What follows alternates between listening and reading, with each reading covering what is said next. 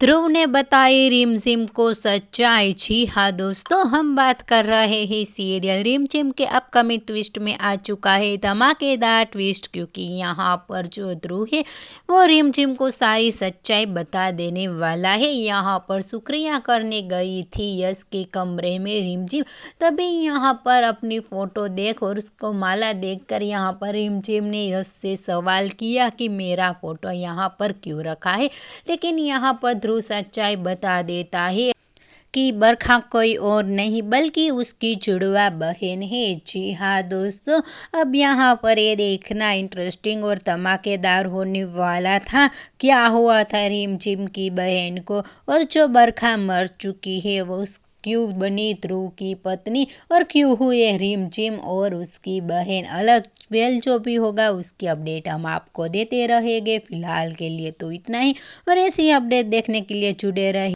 हमारे साथ हमारी चैनल नेक्स्ट शो अलर्ट में। Thank you.